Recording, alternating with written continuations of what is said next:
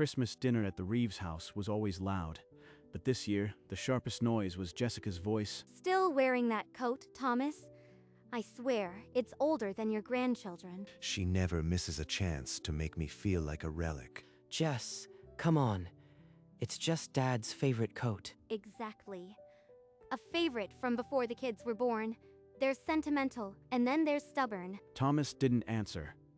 His lips pressed flat, and his hand drifted to the worn wool sleeve, the one Margaret had mended years ago. Hours later, the house was quiet.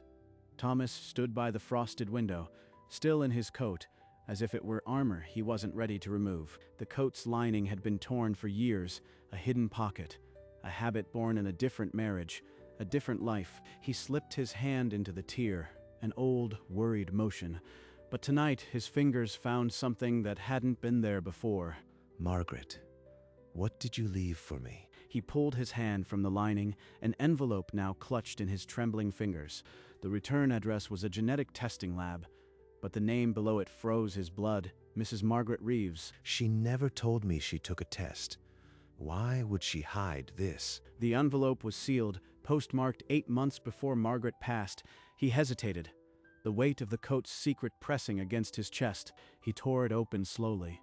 The paper inside felt heavier than it should, like a verdict waiting to be read. He unfolded the document with the care of a man handling fragile glass. The bold heading seized his eyes. Not a diagnosis, not a farewell letter. Paternity test results. The name of the tested child was small, but before he could read it, his mind had already made the sickening connection. Oh God, not Lily. Please, not Lily. The envelope slipped from his other hand and landed soundlessly on the floor. He still hadn't read the number, but he already knew what it would say. Margaret, what did you carry all that time? What are you asking me to do now? Alleged father, Daniel Reeves.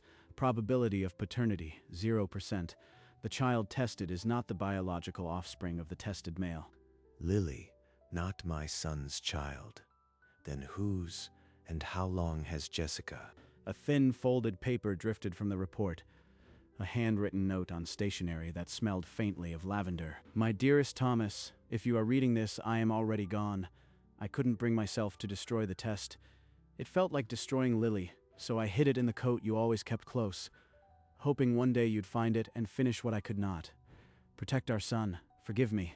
Yours forever, Margaret. She carried this secret alone, dying, while Jessica sat at her bedside, probably smiling. He looked at the photograph of Margaret on the mantel, her gentle smile now carrying an unbearable weight. She hid it in my coat. The one thing Jessica mocks every year. Margaret, you were braver than anyone ever knew. He folded the report and note, with slow, deliberate motions, tucking them back into the torn lining. Spoken softly to the empty room. I'll finish it, Margaret, but I'll do it the way you taught me, with truth, not revenge. The coat hung heavy on his shoulders that night. It had held her secret for 8 months. Now it would hold his until the right moment came. 3 nights later, the family gathered for New Year's Eve.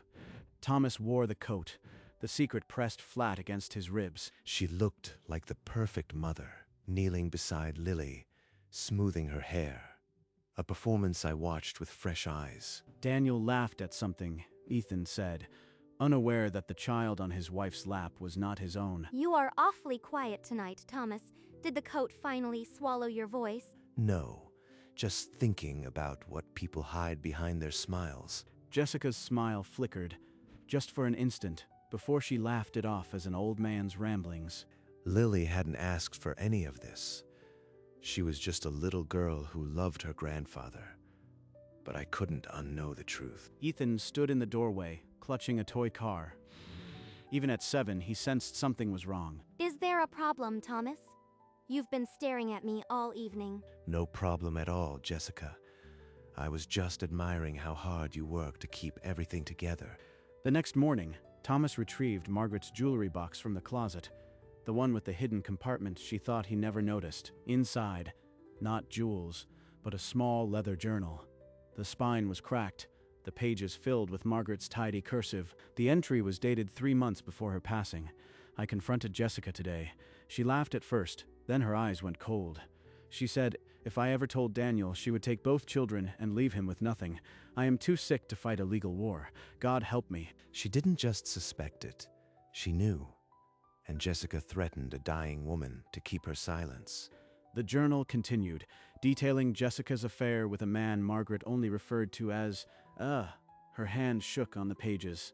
She was trapped between a secret that could destroy her son and a cancer that was already destroying her. All because of Jessica. The last entry simply read, "Today I ordered the test. I will hide it where only Thomas would look. If he ever needs the truth, let him be stronger than I was." Spoken to the photo. You were strong enough, Maggie. You carried it alone just long enough for me to find it. He closed the journal and placed it alongside the DNA report in the coat's lining. The evidence was no longer just paper. It was a legacy of a wife's desperate love. Now I have her words and her proof. Jessica thought she buried the truth with Margaret. She was wrong. A gray January morning, Thomas sat across from Daniel at the quiet coffee shop, his worn coat draped over the back of the chair like a silent accomplice. Daniel, there's something I need to tell you. It's about something I found of your mother's, about Jessica. Dad, wait. Jess and I are struggling. She thinks I am distant. We're trying counseling. The papers in the coat felt like lead weights, and the words he'd prepared died in his throat. I love her, Dad. And Lily means everything. I can fix this if I try harder. He's begging me for hope. If I give him that report now, I'll destroy him before he can face it. Do you think a marriage can survive anything if both people try? Some things can't be fixed by wanting, son. Sometimes the truth matters more than holding on. What does that mean? Just protect your heart. There are things I can't give you today.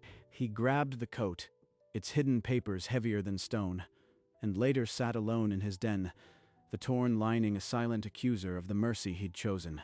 A few mornings later, before Thomas could plan his next move, the doorbell rang.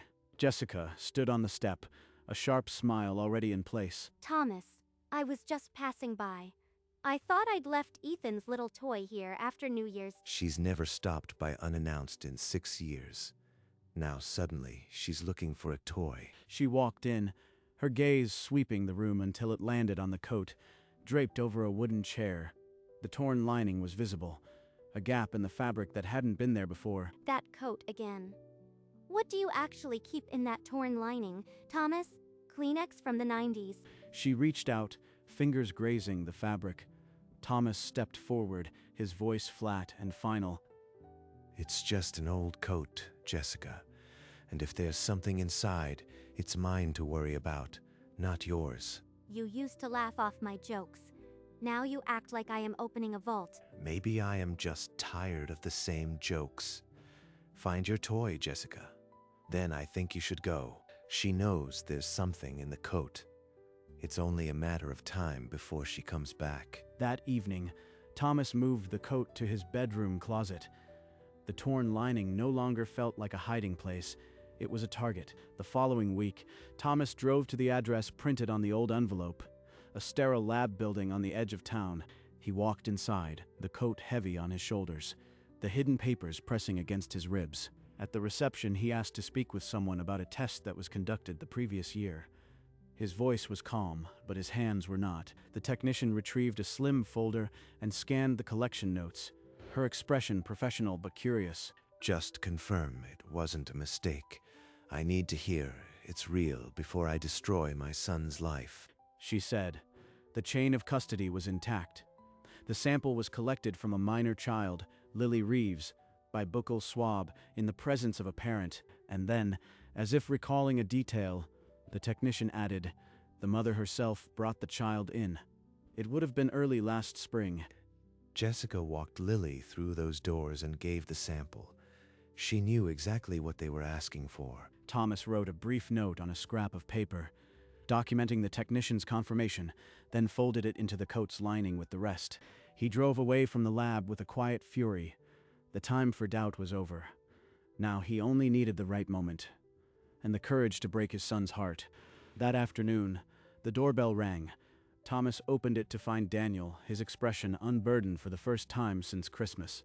Dad, things are turning around. Jessica and I have been doing the work. Really talking. She told me she's been terrified of losing us. Now she's committed. I think we can rebuild. Rebuild on quicksand. She's feeding him hope to bury the truth deeper. He pulled out his phone, showing a photo of Lily beaming in the snow. She keeps asking when Grandpa and his magic coat will visit. That coat, Dad. Somehow it's become her favorite thing. She thinks it holds secrets. It does hold secrets, but some secrets aren't meant to stay hidden. What does that mean? It means, when the time comes, I'll show you.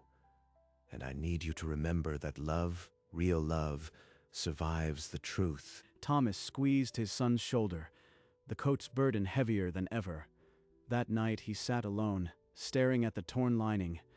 The wait was over. 2 days later, Daniel arrived without calling. His eyes were red, his voice raw. Dad, Jessica wants a separation. She says it's temporary, but the way she packed, it didn't feel temporary. She says, I've been distant for months, that I am not the man she married. She's projecting her own guilt onto him, accusing him of distance while she's been hiding a lie that could shatter us all. I thought we were getting better. The counseling, it felt real. But now she says nothing has changed. Thomas could see the pattern now. Jessica was creating distance to protect herself, pushing Daniel away before the secret found its way out. What do I do? Fight for her. Let her go. I can't lose my kids. You won't lose them. But first, there's something you need to understand.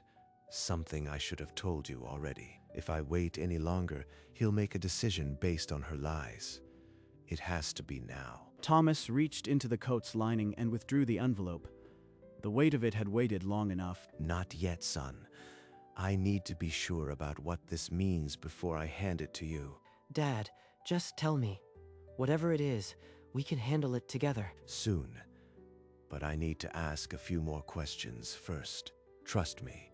After Daniel left, Thomas sat alone, the envelope still hidden. He picked up the phone and dialed a number he hadn't used in years. The next morning, Thomas sat across from a family attorney, the coat folded beside him, and laid out the situation in hypotheticals. If the legal father isn't the biological parent, he could lose all custody rights unless he adopts. The courts may not allow him to even fight. She's been his daughter for 5 years. No court can erase that. But the law doesn't care about love. The lawyer added one stark note. If the biological father ever came forward, he could disrupt everything. I have to give Daniel the full picture, then let him decide. As a father, not just a name on a form. He folded a small note with the legal risks into the coat lining, next to Margaret's journal. The next meeting would be the last one with secrets. 3 evenings later, Daniel returned. The separation had stalled, and Jessica was pressing for reconciliation, for Lily's sake. She says she still loves me, Dad. I can't tell what's real anymore, but Lily keeps asking when we'll all be together. He's drowning in false hope, and I am about to hand him an anchor.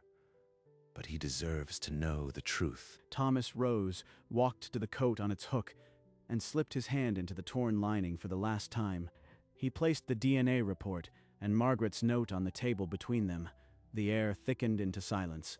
Your mother left these. She wanted you to see them when the time was right.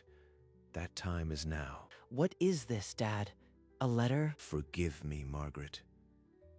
I am about to break his heart the way you couldn't. Daniel took the papers. His eyes found the heading, paternity test results, and beneath it, his mother's handwriting, a message from beyond the grave that would shatter everything he believed. 0%. Lily isn't my daughter. The paper shook in his hands as he read Margaret's note, the explanation no father should ever receive. I didn't know until after Christmas. Your mother hid it to protect you from a truth she couldn't bear to speak. Protect me.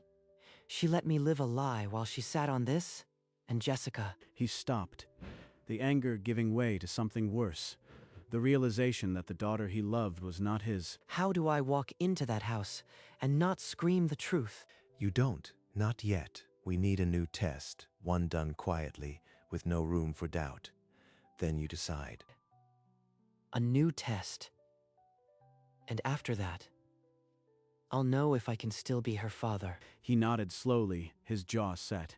The coat's secret had become a weapon, but one that could destroy him if he used it wrong. The worn wool coat hung silent on its hook. Its lining was empty now, but its work had only just begun. Daniel didn't sleep that night. The next morning, he walked back into his own house like a stranger entering a crime scene. You are back early. I thought you needed space. Jess, is there anything about Lily I should know? Anything you've kept from me? What? Number? What are you talking about? Is this about your father? Ethan sat on the living room floor, pushing a toy truck, but his eyes flicked toward the rising voices. You've been distant for months, and now you accuse me of something you won't name? I am not accusing. I am asking. Just tell me the truth about Lily, and we can deal with it together. There is no truth, Daniel. You are paranoid. Your father put this in your head, didn't he?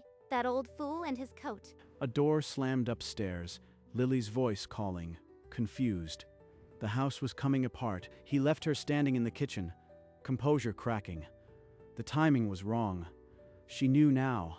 The coat wasn't just a coat. Within hours, Thomas and Daniel sat with Lily in a private clinic waiting room.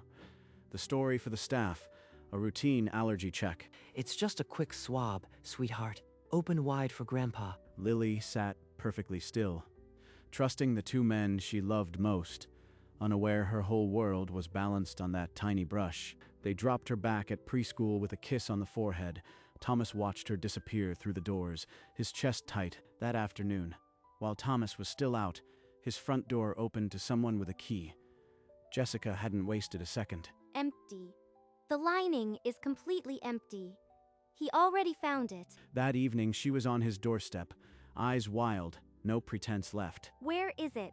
What did you do with the test? The truth is no longer in a coat lining, Jessica. It's already moving. She stepped closer, her voice dropping to a whisper that cut like glass. If you destroy my family, I will destroy yours. She meant every word, but I meant mine. The truth is already moving. 2 days of silence passed, thick as the snow still lining the streets.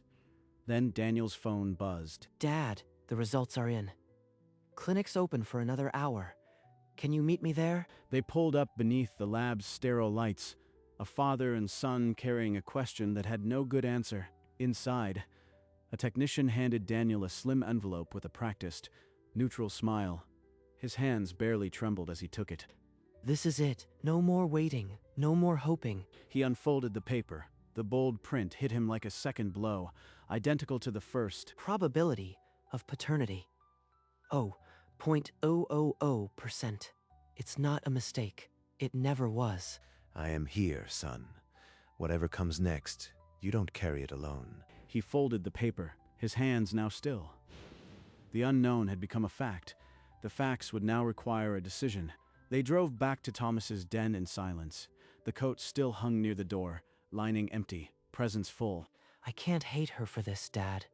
The lie is wrong, but I can't unlove Lily. Then don't. Biology made her someone else's daughter. 5 years of bedtime stories made her yours. I am going to fight for custody of both kids. Quietly, if she agrees. No courtroom drama. He pulled a creased photo from his wallet. Lily at 3, grinning with a missing tooth. This is the child I raised. The results can't change that. I'll adopt Lily, make it legal. And the divorce. Quiet and clean. I'll show her the test. Give her a choice. If she fights, I'll use every fact I have. Thomas nodded slowly. He had started this with a hidden envelope. Now his son was finishing it with a quiet, unshakable strength. I'll be there. Every step. That evening, when the children were asleep, Daniel walked into the living room and placed the envelope on the coffee table between them. The second test, same as the first. Probability of paternity, 0. Lily is not my biological child. You actually did it. You tested her behind my back. He placed the handwritten note beside the report. Margaret's careful cursive held the accusation she'd been too weak to voice. She said, if I ever told Daniel, she would take both children, and leave him with nothing. You said that to my dying mother. It was a mistake. The affair ended years ago. I panicked. I love Lily. I was terrified. Terrified enough to threaten a dying woman, enough to mock my father's coat every Christmas while the proof was hidden in its lining. I want a quiet divorce. I'll ask for custody of both children. I'll adopt Lily. The only choice you have is how public this gets. You can't mean that. After everything, the years, the family trips, the plans, you just end it. He left the papers on the table and walked toward the door. She didn't call after him. The silence was her first honest answer. The divorce unfolded quietly, out of the public eye. In a sterile lawyer's office, the signatures went down. Jessica moved out one March morning, suitcases by the door. She knelt to hug Ethan, her composure cracking. Daniel watched from the kitchen doorway, Lily clutching his leg. He didn't say goodbye for her. The custody agreement granted Daniel primary care, with visitation for Jessica. Ethan would split his time. Lily would stay. Thomas's home became the hub. He'd pick up Lily from school, her hand small in his, the old coat always on. Daniel adopted Lily in a quiet courthouse ceremony. The paperwork couldn't capture the weight of his choice. That night, he read Lily her bedtime story, the same book he'd read her 100 times. Now, each page felt reclaimed. The worn wool coat stayed on its hook. Its torn lining was still empty. No longer a hiding place, but a family talisman. Weekends filled with snowmen and laughter. A grandfather, a father, and 2 grandchildren building something new. There was no dramatic vindication. Just an old man in his coat, a son who chose love over biology, and 2 children safe under one roof. A year later, on another Christmas Eve, Thomas stood before the mirror and slipped on the same wool coat. The living room was small but warm, just Daniel, Ethan, Lily, and a modest tree sparkling in the corner. Laughter filled the room as the children tore into presents. The fire crackled, and outside, snow began to fall. Daniel caught his father's eye and raised a mug of cocoa. No words were needed. Best Christmas yet. Daniel nodded, his throat tight. The ghost of the previous year was finally laid to rest. The coat hung on its hook, torn lining empty. No one mocked it tonight. After dinner, Lily climbed into Thomas's lap and traced the worn wool with her small fingers. Grandpa, why do you always wear this coat? Because it kept me warm when I needed it most. And it holds stories. Later that night, with the children asleep and the house quiet, Thomas shrugged on the coat and sat by the window. His hand drifted to the torn lining, now soft and threadbare. It held nothing but memory. He turned to the photograph on the mantel. Margaret's smile unchanged by the years. You made an impossible choice, Maggie. Hid a truth too heavy for a dying woman. But you did it for him. I wish you could see him now. He kept Lily. He chose love over biology. You'd be so proud. He lifted the photograph gently, his thumb tracing the glass. We did right by him. Finally. The coat kept your secret until it could become his strength. He set the photo back beside the candle and pulled the coat tighter around his shoulders. The snow outside softened the world. Tomorrow would bring more stories, but tonight was just for them. A faint smile crossed his lips, the first one that had nothing left to hide. The next morning, the sun glittered on the fresh snow. Thomas stood at the window, the old coat wrapped around him. Outside, Daniel swung Lily onto his shoulders while Ethan threw snowballs. Their laughter was bright and unguarded. The torn lining held no secrets now, only the warmth of a family that chose to stay. He had worn this coat through mockery. Now he wore it as a man who had chosen candor over comfort. A small smile settled on his lips, not of victory, but of quiet, hard-won peace. Lily's mitten waved at him through the frosty glass. He lifted his hand and waved back, his eyes glistening. Daniel caught his eye and nodded. The silent understanding between them was enough. The old wool coat had been a hiding place. It had become a shield. The coat was just an old wool coat. But sometimes, the things we keep closest hide the truths that set us free.